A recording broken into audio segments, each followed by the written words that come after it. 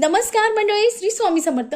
बघा मंडळी, श्रावण महिन्याला सुरुवात झाली आहे. श्रावण महिना हा अतिशय पवित्र महिना आहे. या महिन्यात तुम्ही कोणतीही पूजा अर्चा करा, याचे जे फळ आहे ते आपल्याला भोले शंकर देत असतात.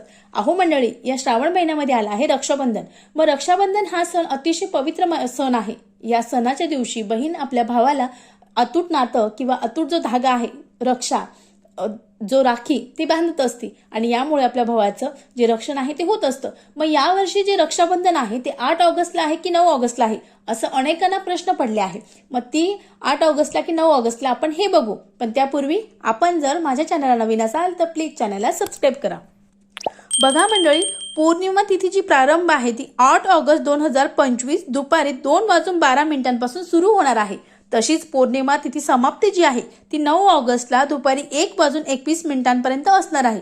मग जे रक्षाबंधनचं शुभ मुहूर्त आहे ते कधी आहे तर बघा, आपला कोणताही सण असू द्या, जो सण जी तिथी आहे ती जर सूर्याने पाहिली तीच तिथी आपण साजरी करत असतो. मग 9 ऑगस्ट जी आहे तिथी ती सूर्याने बघितली आहे. मग त्यामुळे आपला जो रक्षाबंधन सण आहे हा आपण 9 ऑगस्टला साजरा करणार आहेत.